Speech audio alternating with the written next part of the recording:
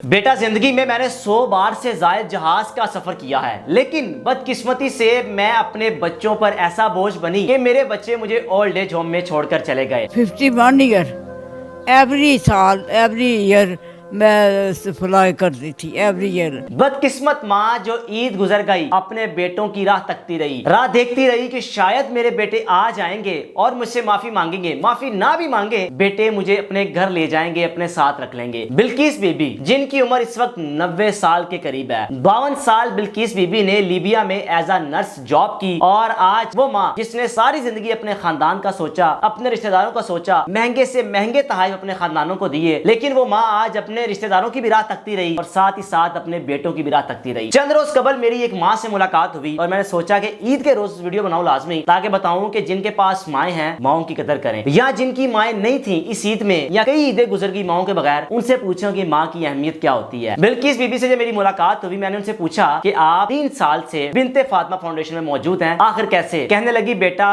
मेरे पास बहुत कुछ था, मेरे पास सोना भी था, मेरे पास ऐसे ऐसे महंगे कीमती तोहफे थे जो लीबिया में जब मैं नर्स बन के जॉब कर रही थी तो खवातीन मुझे वो तोहफे देकर जाती थी। सोना मेरे पास इतना था कि वे आते लोग मुझे सोने का गिफ्ट देते थे। ये हॉस्पिटल में जिनकी माएँ थी सारा कुछ था वो मुझे सोने के गिफ्ट देते थे। मैं पाकिस्तान आकर अपने रिश्तेदारों में या अपने बेटों को दे देती थी, लेकिन आज किसी रिश्तेदार के घर में मेरे लिए एक कमरा भी नहीं है या एक वक्त की रोटी भी नहीं है। इस खातून की कहानी सुनने के बाद मैं ये सोचने पर मजबूर हुआ कि कैसे कैसे बदबख्त औलादें हैं, कैसे कैसे बदबख्त बेटे हैं कि जो उन माओं की दुआओं के जरिए तरक्की हासिल करते हैं, कामयाबी हासिल करते हैं, लेकिन जब वक्त आता है उस माँ की खिदमत करने का तो वही बच्चे अपनी माओं को ओल्ड एज होम में छोड़ाते हैं। जब इन माँ से मिला मैंने सबसे पहले इनसे सवाल किया, मजाक किया, आपकी उम्र कितनी है? तो आगे से हंसने लग पड़ी कि बेटा मुझसे मेरी उम्र ना पूछो, मैं नहीं बताऊंगी अपनी उम्र। कितने साल की हैं? माँ नहीं दसनी। अपनी उम्र नहीं बतानी? नहीं बतानी भाई, हमने एज नहीं बतानी। अब एज नहीं बताती हैं? नहीं बतानी ही नहीं है हमने। क्यों बताएं हम अपनी एज? अभी तो आप जवान हैं। यानी कि मजाक करने वाली खातून और कहने लगी मैं तो अभी जवान हूँ, मैं कैसे कह सकती हूँ कि मेरी उम्र इस वक्त बढ़ापे है, मैं बूढ़ी हो चुकी हूँ। तो मैंने कहा कि आपके पास जो कीमती तोहफे थे, जो आपके महंगे तोहफे थे, वो कहाँ पे गए? वो कहने लगी कि सब रिश्तेदार ले गए। तो मैंने कहा आपके बेटे भी तो आपका सोना है। तो माँ कहने लगी कि बेटा वो सोना बीवियों का था, वो लेकर चली गई। अब बिनते फातिमा फाउंडेशन में जिनके पास ये माँ ठहरी हुई हैं, जो इनकी खिदमत कर रही हैं, मैंने उनसे पूछा कि बच्चे कभी मिलने नहीं आए? तो उन्होंने कहा कि जब ये खातून मेरे पास आज से 3 साल कबल रमज़ान में अफ्तारी से चंद घंटे कबल ही मेरे पास आई, 3 भाई इनको लेकर आए और भाइयों ने मेरे पाँव पकड़े कि खुदारा हमारी बहन को अपने पास रख लें, हमारा इनके साथ कोई गुजारा नहीं है, हम इनके साथ गुजर बसर नहीं कर सकते। बदबख्त बेटों ने भी छोड़ा, साथ ही साथ बदबख्त भाइयों ने भी अपनी बहन को अपने हाथों से ओल्ड एज होम में छोड़ दिया। अब बिनते फातिमा फाउंडेशन में रहने वाली खातून ने कहा कि मैंने इनके भाइयों को कहा कि आप ये क्या काम कर रहे हैं, तो एक भाई मेरे पाँव पड़ गया कि खुदारा हमारी बहन को अपने पास रख लें। तो बस वो मैंने तो उनसे कहा कि बिल्कुल आप ऐसा ना करें, इनको लेके जाएं घर।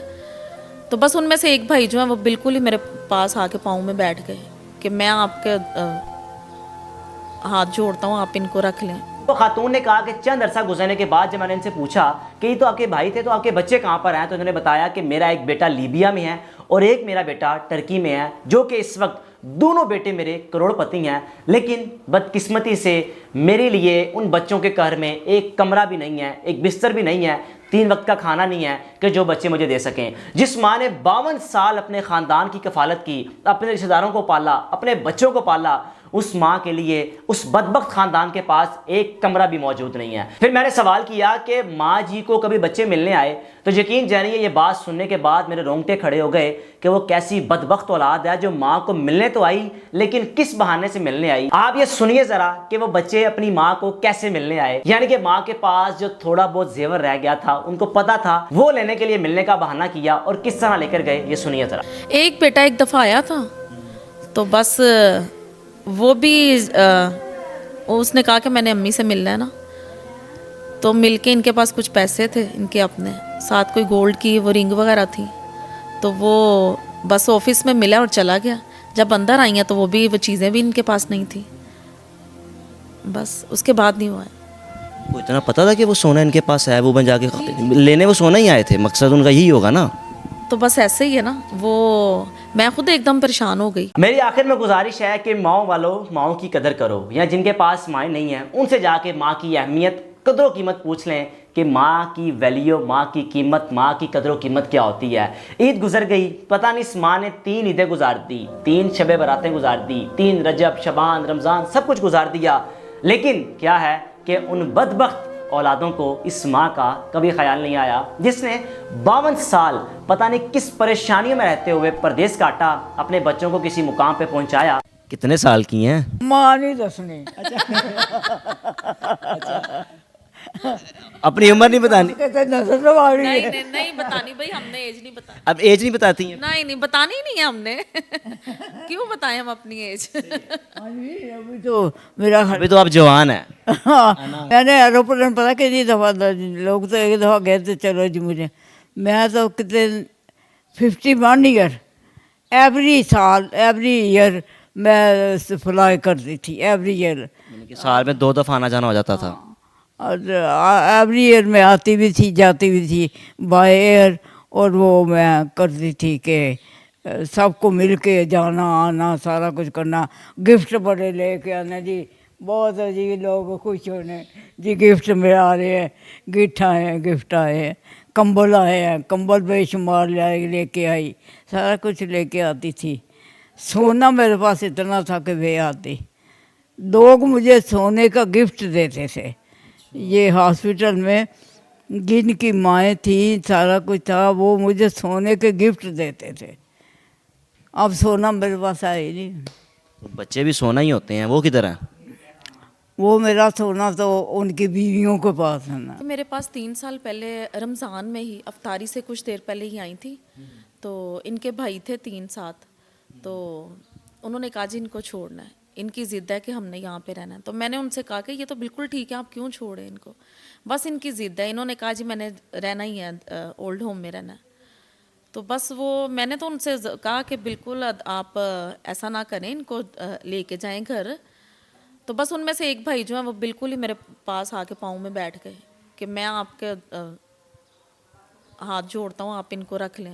बेटों के बारे में नहीं पूछा आपने, इनके बेटे कहाँ पे हैं? तब कुछ नहीं उन्होंने बताया था, उन्होंने कहा था कि हमारी बहन है ये, तो बस हम लोग बड़े परेशान हैं इनकी वजह से। खैर रख लिया। फिर जब आहिस्ता आहिस्ता सेट हो गई मेरे पास, तो फिर मैंने इनसे पूछा था कि आपके बेटे कहाँ पे होते हैं। इन्होंने बताया कि एक तुर्की में ऐसे और एक लीबिया में होता है। तो बस उसके बाद अभी 3 साल हो गए हैं, बेटे अपने वहाँ पे हैं, ये यहाँ पे हैं। बेटे पाकिस्तान कभी आए हैं, कभी रब्ता किया हो, इनसे मिलने की ख्वाहिश की हो माँ को? एक बेटा एक दफ़ा आया था, तो बस वो भी उसने कहा कि मैंने अम्मी से मिलना है ना, तो मिल के, इनके पास कुछ पैसे थे इनके अपने, साथ कोई गोल्ड की वो रिंग वगैरह थी, तो वो बस ऑफिस में मिला और चला गया। जब अंदर आई हैं तो वो भी, वो चीज़ें भी इनके पास नहीं थी, बस उसके बाद नहीं हुआ है। वो इतना पता था कि वो सोना इनके पास है, वो बन जाके लेने वो सोना ही आए थे, मकसद उनका यही होगा ना। तो बस ऐसे ही है ना वो, मैं खुद एकदम परेशान हो गई।